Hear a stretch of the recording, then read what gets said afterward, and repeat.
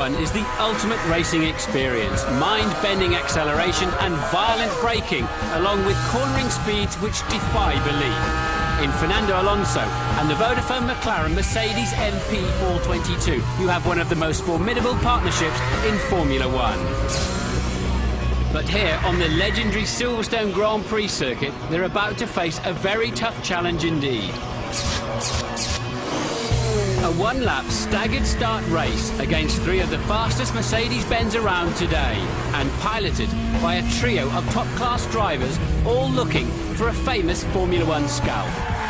No doubt about it, these really will test the pace and power of the ultimate race car and driver.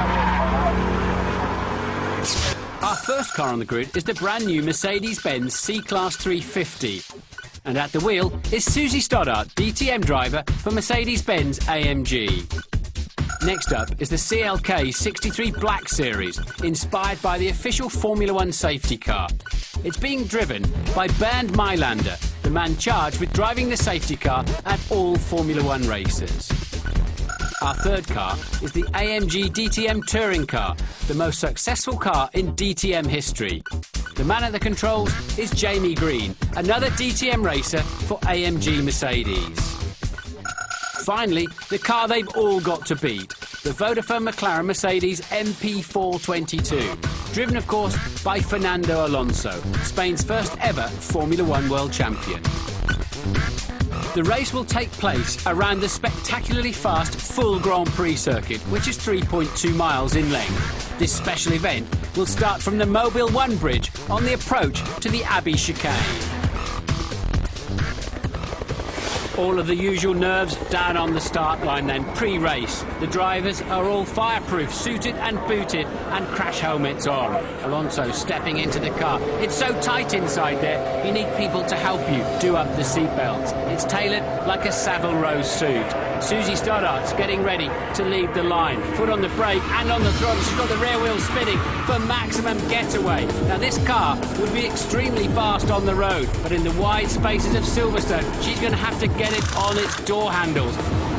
Well, she's certainly doing that as they're still fitting Alonso in the car, and Bernd Mailander is getting ready for the launch. They release him 19 seconds after the C-Class of Stoddart. Now this car would scare you silly on the road, absolutely flat out. Such is the power and grip that it has.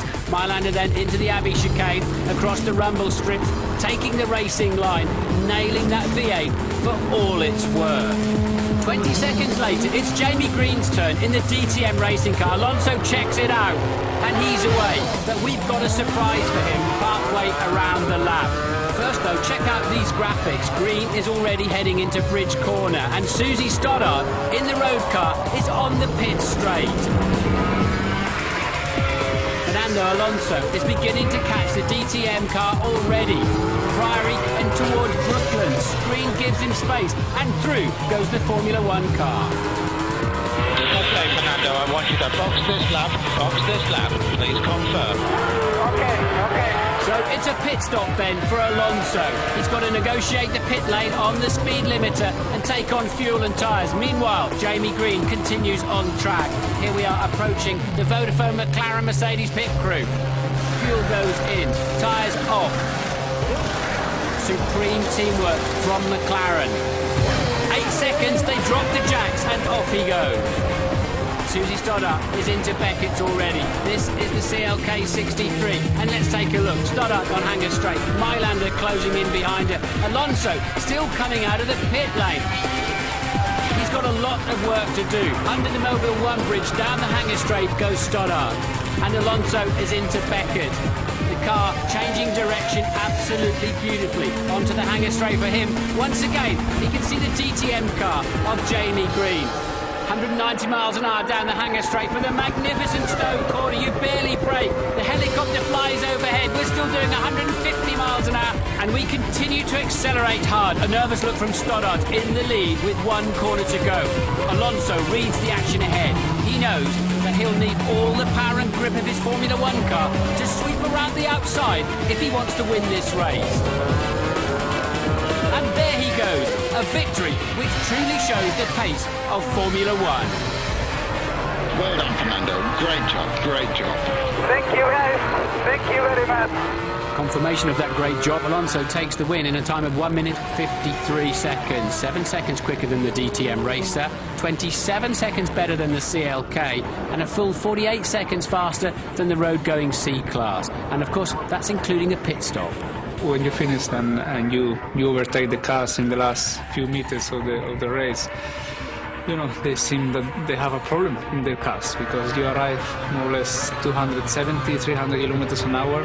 They are running 120, so it's more or less what we achieve in first gear in a Formula 1 car. So for sure it's a big speed difference, and you know, it's quite special to overtake those cars. I don't know what they think when they see me on the mirror.